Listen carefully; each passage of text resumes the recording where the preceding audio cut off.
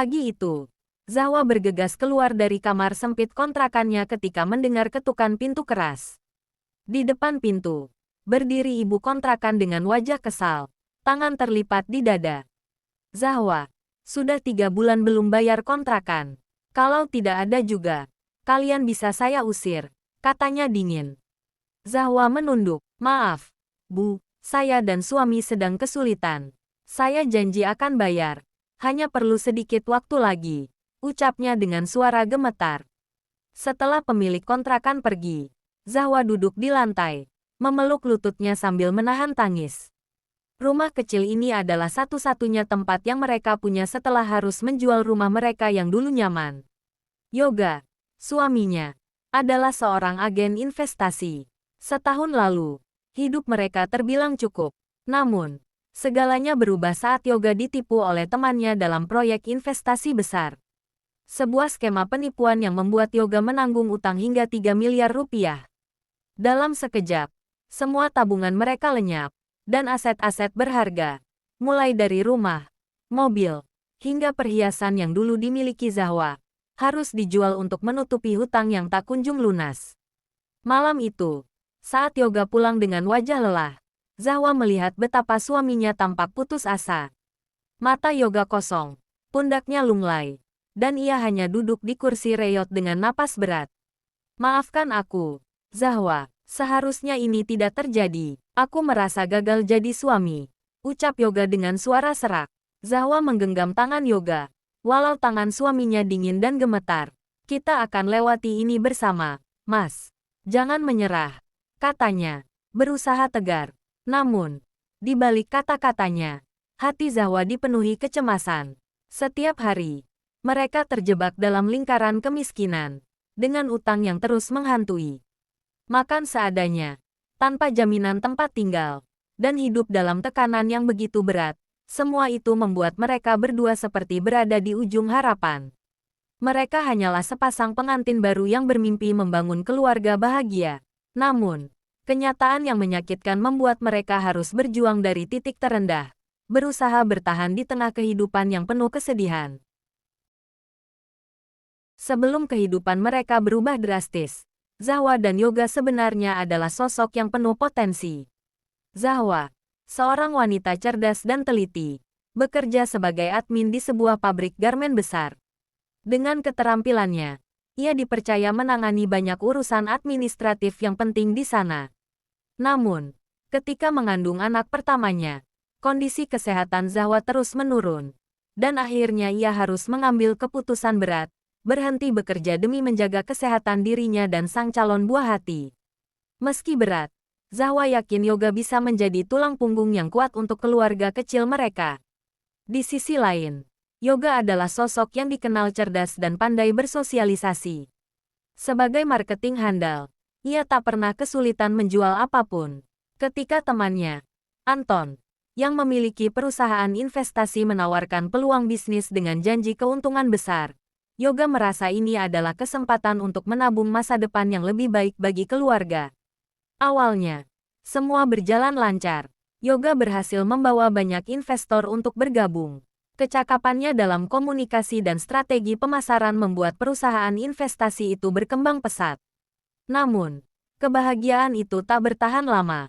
Suatu hari, tanpa peringatan, Anton menghilang. Tak ada jejaknya sama sekali. Hingga akhirnya diketahui bahwa dia melarikan diri ke luar negeri, membawa kabur seluruh dana investor yang telah dikumpulkan. Hancur lebur, Yoga ditinggalkan dengan tanggung jawab yang berat. Semua mata investor kini tertuju padanya, menuntut uang mereka kembali. Yoga melakukan apa saja yang bisa dilakukan, mulai dari menjual rumah, mobil, perhiasan Zahwa, bahkan barang-barang kecil yang mereka miliki. Semua habis terjual untuk menutupi hutang. Namun, itu tetap tidak cukup untuk melunasi utang besar tersebut. Dengan hati yang berat dan jiwa yang lelah, Yoga mulai kehilangan semangatnya. Sesekali, dalam kesendiriannya, ia menyalahkan Tuhan atas apa yang terjadi dalam hidupnya, meratapi nasib buruk yang membuatnya terjebak dalam situasi yang mengerikan ini. Namun, Zahwa tidak pernah melepaskan harapan. Meski dia sendiri hidup dalam kesedihan, Dia selalu menjadi pilar bagi suaminya. Setiap kali Yoga terpuruk, Zahwa hadir dengan kata-kata lembut yang menenangkan, mengingatkan Yoga untuk tetap kuat dan yakin bahwa setiap cobaan pasti ada akhirnya. Dengan kesabaran seorang istri yang solehah, Zahwa selalu meyakinkan Yoga bahwa semua ini adalah ujian dari Tuhan, yang suatu saat pasti akan berlalu. Zahwa percaya, asalkan mereka tetap bersatu dan tak menyerah, akan ada cahaya di ujung jalan gelap ini. Hari itu, Zahwa dan Yoga pergi ke rumah sakit untuk memeriksakan kandungan Zahwa yang sudah memasuki usia 8 bulan. Yoga tampak gugup, berusaha memastikan semuanya baik-baik saja, sementara Zahwa berusaha menenangkan hatinya. Mereka sangat menantikan kehadiran buah hati ini, meskipun kehidupan ekonomi mereka sedang terpuruk. Di ruang tunggu, Zahwa mendengar suara yang familiar. "Zahwa, ini kamu." Seorang pria mendekat, tersenyum lebar, dan ternyata dia adalah Randy, teman SMA Zahwa. Mereka saling bertukar kabar, berbincang ringan sambil mengenang masa-masa sekolah dulu. Percakapan yang hangat itu terasa menghibur, mengingatkan Zahwa akan masa-masa sebelum hidupnya dipenuhi oleh tekanan. Di tengah obrolan, Randy bertanya tentang kehidupan Zahwa sekarang. Tanpa ragu, Zahwa menceritakan tentang kesulitan yang mereka alami, tentang bagaimana Yoga terkena tipu oleh temannya, dan perjuangan mereka untuk melunasi utang besar itu. Randy mendengarkan dengan seksama, tampak serius, dan sesekali mengangguk.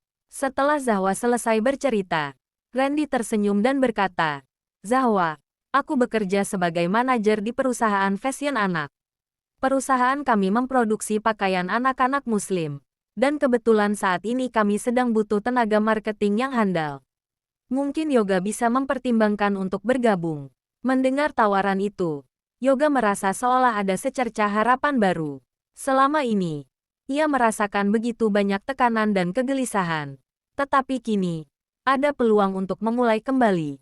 Peluang yang tak disangka-sangka. Dengan pengalaman dan kemampuan yang ia miliki, Yoga pun menyetujui tawaran baik itu. Sejak hari pertama, Yoga menunjukkan semangatnya. Ia bekerja keras, berusaha membuktikan bahwa dirinya mampu dan siap membangun hidupnya kembali.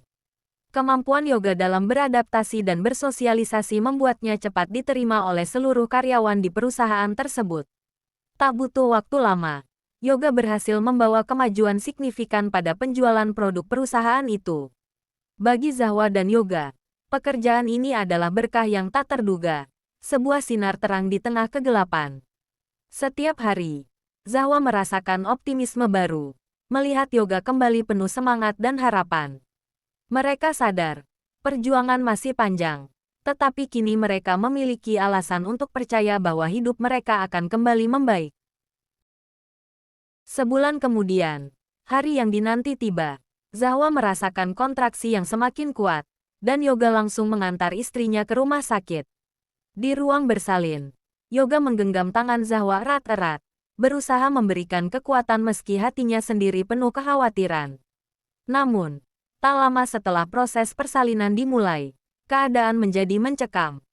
Zahwa mengalami pendarahan hebat. Dokter dan bidan segera melakukan segala yang mereka bisa, namun situasinya terlihat semakin genting.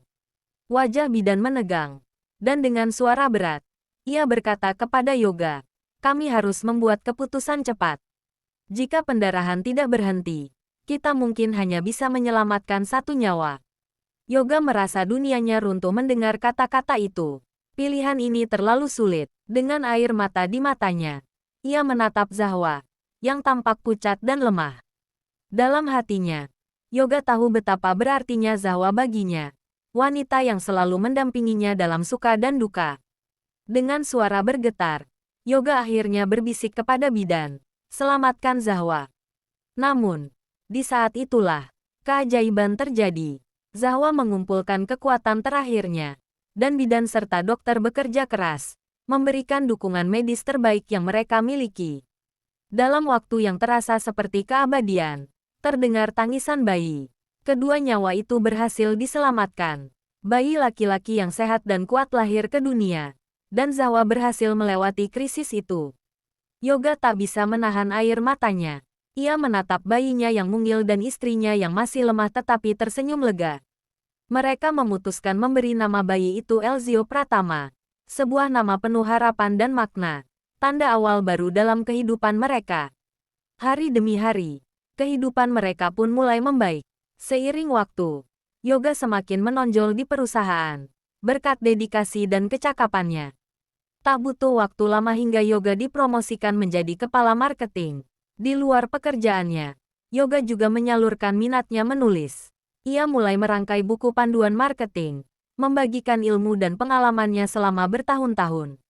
Buku itu laku keras di pasaran, menjadi inspirasi banyak orang yang ingin sukses di bidang pemasaran. Kesuksesan ini membawa Yoga ke berbagai seminar dan konferensi, di mana ia diundang sebagai pembicara untuk membagikan ilmu dan motivasinya.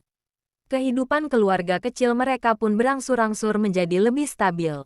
Dengan hasil jerih payah yang dikumpulkan, Zahwa dan Yoga akhirnya bisa membeli sebuah rumah sederhana, tempat yang menjadi saksi perjuangan mereka dari nol hingga bisa bangkit lagi.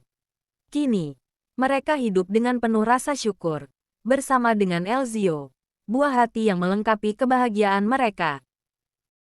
2 tahun berlalu, dan kehidupan Zahwa dan Yoga telah berubah jauh dari masa-masa sulit yang pernah mereka lalui. Karir Yoga semakin melesat. Keahliannya dalam pemasaran tidak hanya mengangkat namanya tetapi juga membawa perusahaan tempatnya bekerja menjadi lebih dikenal. Berkat kesuksesan ini, hutang yang dulu seolah membelenggu hidup mereka kini telah lunas seluruhnya. Kini, mereka bisa menikmati hasil dari perjuangan panjang itu. Dengan kondisi keuangan yang stabil, mereka membeli rumah yang lebih besar, lengkap dengan mobil yang kini terparkir di garasi. Simbol dari kerja keras dan pengorbanan yang telah mereka lakukan. Di tengah keberhasilan itu, Zahwa pun merasa siap untuk mengejar impiannya sendiri. Sejak Yoga sibuk dengan pekerjaan dan seminar-seminarnya, Zahwa mulai merintis bisnis fashion di rumah, sesuatu yang selalu ia minati. Ia memilih fokus pada produk hijab dewasa, dengan model dan kualitas yang terjangkau namun tetap elegan. Berbekal pengalaman kerjanya di pabrik garmen dulu serta ketekunan yang ia miliki, Zahwa merancang hijab dengan berbagai gaya yang segera menarik perhatian banyak pelanggan. Bisnis Zahwa perlahan tumbuh, dan pesanan mulai datang dari berbagai daerah. Ia merasakan kebahagiaan tersendiri melihat produk hasil karyanya diminati banyak orang. Yoga pun selalu mendukung, memberi semangat setiap kali Zahwa menghadapi tantangan dalam bisnisnya. Keduanya saling melengkapi, saling mendorong untuk menjadi lebih baik. Rumah tangga mereka kini penuh dengan kebahagiaan yang nyata. Kebahagiaan yang terpancar dari setiap sudut rumah. Dari tawa kecil Elzio yang kini telah tumbuh menjadi anak yang ceria dan pintar. Dan dari kebersamaan mereka sebagai pasangan yang telah melalui berbagai badai bersama. Zahwa dan Yoga merasakan ketenangan yang selama ini mereka dambakan. Mengisi hari-hari dengan penuh rasa syukur dan keyakinan bahwa mereka siap menghadapi apapun yang akan datang di masa depan. Beberapa bulan berlalu, dan bisnis hijab Zahwa semakin berkembang pesat. Permintaan semakin banyak, dan Zahwa pun menyadari bahwa ia butuh bantuan. Dengan bertambahnya pesanan, Zahwa mempekerjakan beberapa karyawan untuk membantunya. Dan salah satunya adalah Tasya. Seorang gadis cantik yang memiliki energi positif dan sangat berbakat dalam dunia fashion. Tasya tidak hanya menjadi rekan kerja Zahwa, tetapi juga menjadi model utama untuk produk hijab mereka. Kepribadian Tasya yang ceria dan ramah membuatnya mudah diterima oleh semua orang. Keduanya cepat akrab, dan dalam waktu singkat, hubungan mereka layaknya kakak dan adik. Tasya sering menghabiskan waktu di rumah Zahwa dan Yoga. Bahkan sering mengajak Elzio bermain, menghibur bocah kecil itu dengan keceriaannya. Kehadiran Tasya seolah menambah kehangatan dalam keluarga kecil itu. Yoga pun ikut merasa nyaman dengan kehadiran Tasya. Sebagai sosok yang pandai membawa diri, Tasya tidak pernah canggung berada di tengah keluarga itu. Ia terlihat seperti bagian dari keluarga Zahwa dan Yoga, mengisi rumah mereka dengan tawa dan keceriaan. Namun, tanpa disadari, kedekatan ini mulai membawa celah yang tak tampak. Seiring berjalannya waktu, perasaan yang dulu tampak sederhana dan alami mulai berubah menjadi sesuatu yang lebih rumit. Zahwa tak pernah menyangka bahwa kedekatannya dengan Tasya akan memicu masalah besar di kemudian hari. Perlahan, hubungan yang terjalin dengan tulus itu mulai menghadirkan bayang-bayang yang mungkin mengancam kebahagiaan keluarga mereka. 3 bulan kemudian, bisnis hijab Zahwa mencapai puncak penjualan tertinggi sejak pertama kali berdiri. Pencapaian ini membuat Zahwa sangat bersyukur, dan ia memutuskan untuk memberikan penghargaan kepada karyawannya yang telah bekerja keras. Zahwa merencanakan perjalanan umrah bersama sebagai bentuk apresiasi. Kabar ini disambut penuh antusias oleh semua karyawan, yang merasa sangat beruntung bisa mendapatkan kesempatan langka ini. Awalnya, Yoga berencana ikut bersama Zahwa dalam perjalanan ke Tanah Suci. Namun, beberapa hari sebelum keberangkatan, Yoga memberi tahu Zahwa bahwa ia tidak bisa pergi. Ia berdalih bahwa ada urusan mendesak di pekerjaannya yang tak bisa ditinggalkan. Meskipun merasa sedikit kecewa, Zahwa mencoba memahami keadaan suaminya. Lagi pula, di rumah ada Bibi Marni yang selalu membantu mengasuh Elzio, sehingga ia bisa berangkat dengan tenang. Di saat yang sama, Tasya, karyawan sekaligus sahabat dekat Zahwa, juga batal berangkat.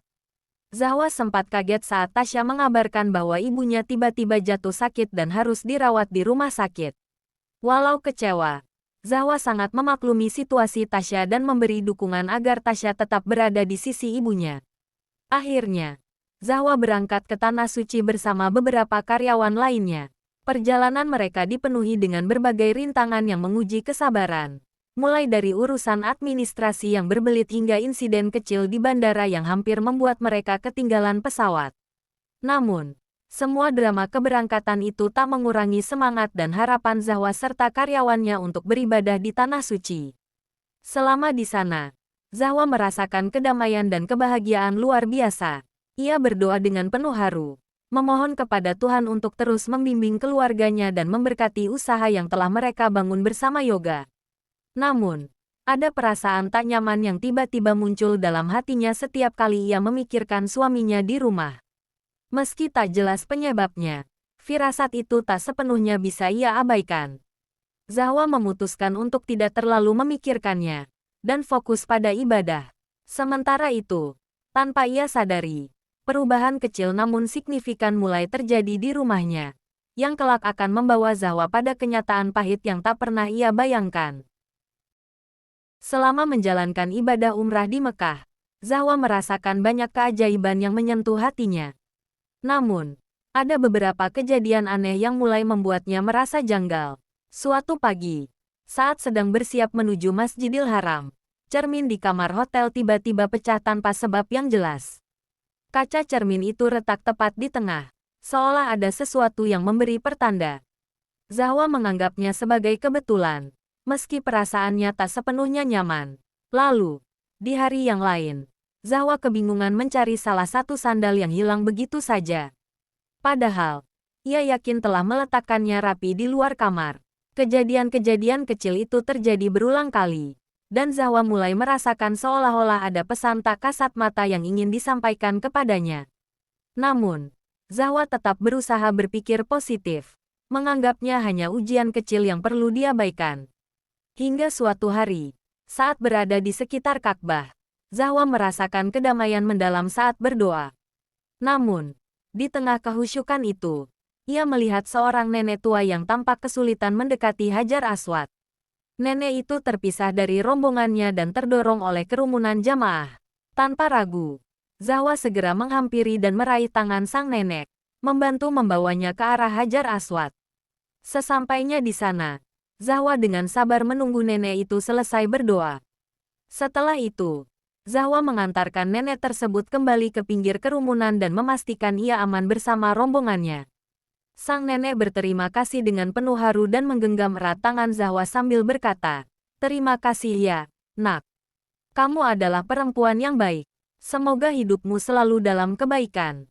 Tapi, ingat pesan nenek ini, ya, apapun yang kamu miliki, apapun yang kamu cintai, jika suatu saat kamu harus kehilangan, kamu harus belajar ikhlas. Mungkin itu adalah ujian dari Allah, dan sesungguhnya Allah lebih tahu apa yang terbaik bagi hambanya." Kata-kata nenek itu menggema dalam hati Zahwa, seakan menyentuh sisi terdalam dari dirinya. Zahwa berusaha meresapi pesan itu, walaupun ia merasa hidupnya sekarang sudah sangat bahagia. Dalam hatinya, ia bertanya-tanya, mengapa nenek itu menyampaikan pesan yang terasa berat. Tapi Zahwa mencoba untuk mengabaikannya dan kembali fokus menyelesaikan rangkaian ibadahnya. Bagaimanakah kelanjutan cerita Zahwa? Apakah yang akan terjadi setelah kepulangannya dari umroh? Apakah suatu hal besar akan terjadi sebagaimana tanda-tanda yang dialami Zahwa serta pesan nenek misterius yang selalu terngiang-ngiang di pikiran Zahwa? Nantikan cerita selanjutnya. Jangan lupa like dan subscribe channel ini agar tidak ketinggalan kelanjutan ceritanya. Wassalamualaikum warahmatullahi wabarakatuh. Terima kasih sudah nonton sampai akhir. Jangan lupa like, komen dan subscribe channel ini agar tidak ketinggalan cerita seru lainnya.